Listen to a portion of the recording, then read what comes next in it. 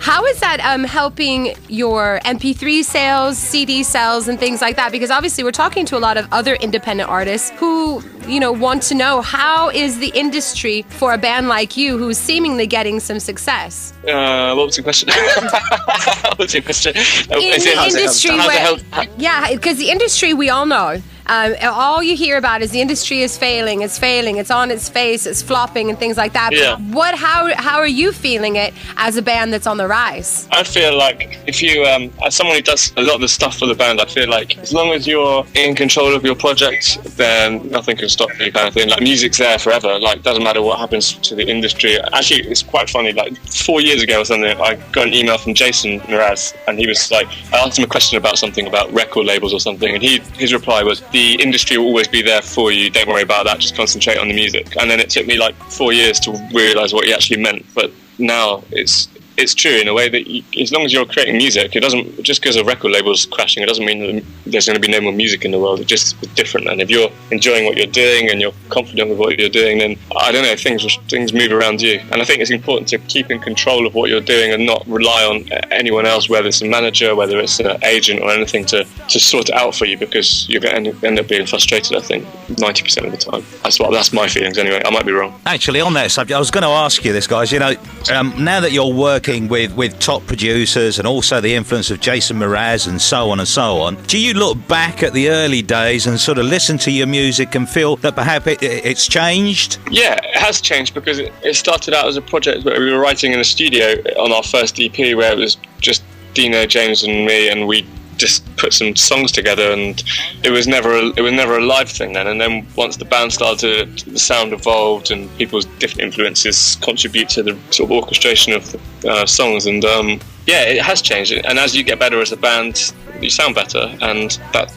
represented in the songs that we have now. I mean, we've also learned a lot about songwriting in terms of arrangements and structure of songs, and knowing what works and what doesn't work, and what clashes with the vocals, what doesn't, etc., etc. And so, yeah, it has changed, definitely. But I think we never look back and regret stuff, so it's all just a learning curve. Yeah. You've mentioned Jason quite a few times, and obviously he's very influential and a great influence on you right now. What kind of guy is he, though, personally?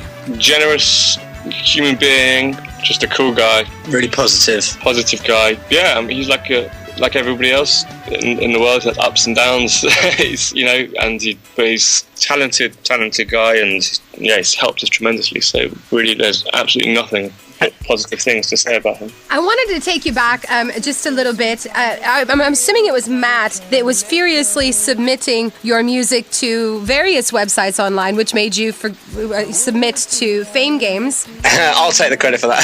No, that was Rob. It's all Rob. Oh, really? That was you? Rob's the worker. Yeah, it was me. He's awesome.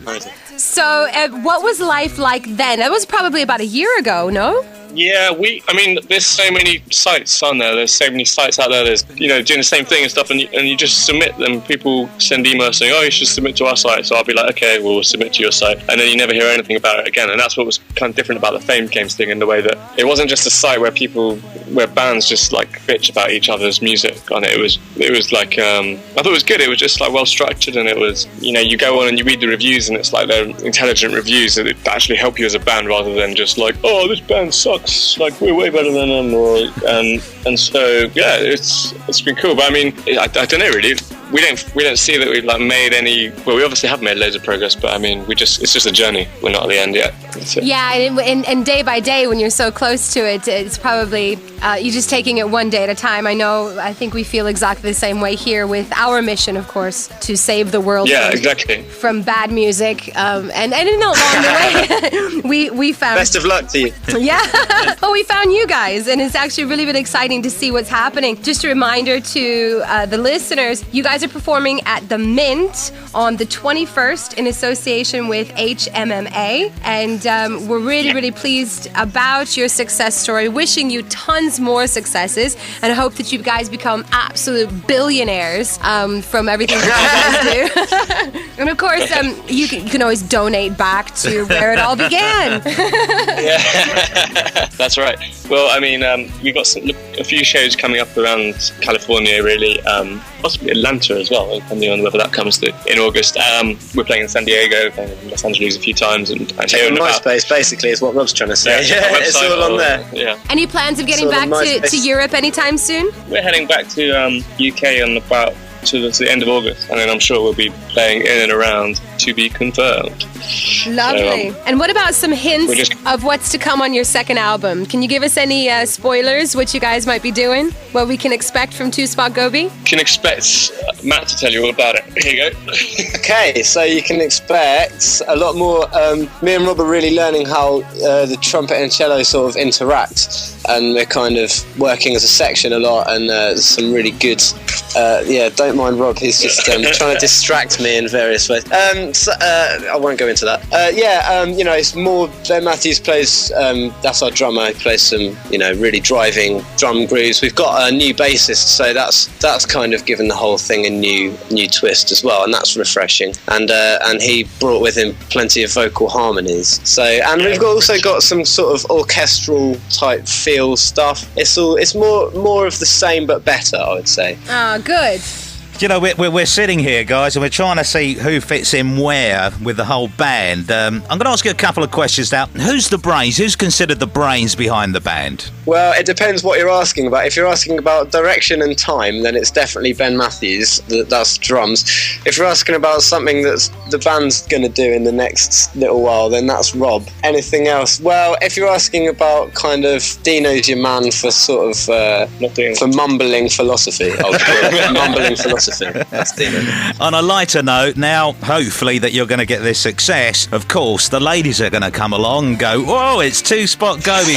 Who's the ladies' man? Dino Randauer. Dino Randauer is definitely the ladies' man. He has people chanting his name at our gigs. Really? And for anyone out there, you should all know that he loves it, so you should do it as much as possible. What's his name again? It sounds very difficult to pronounce. Dino? Dino. Like the... Yeah, he's named after the dinosaur in the Flintstones. Think of it that way. And what's he play? Guitar. Paul is making fun of me in the background because he says I have it on my list. I don't have it on my list. And literally, we found out about this interview like 5 seconds ago.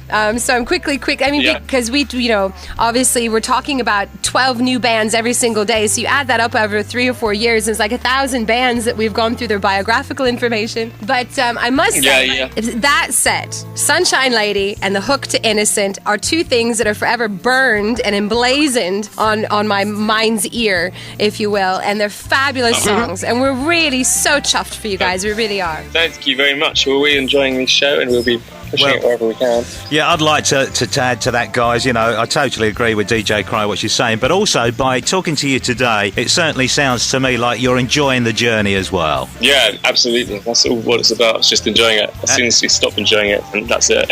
and unless you're acting on this particular interview, it sounds like you all get on really, really well. Well, we hate each other, but yeah. Me and Rob have made peace for this 10 minutes, and we're going to go straight back to physical violence afterwards. Just sharpen him and all.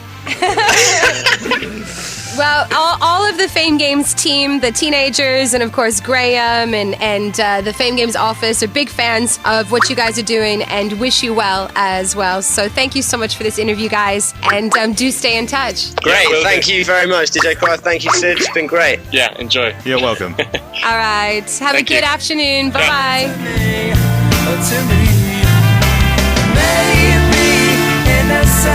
I suffer fools for the love of it, but you're always innocent to me.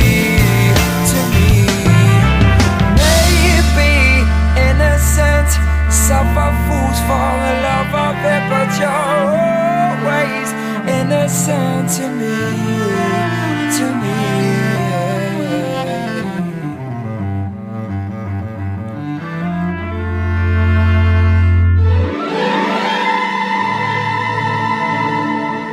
Red carpet.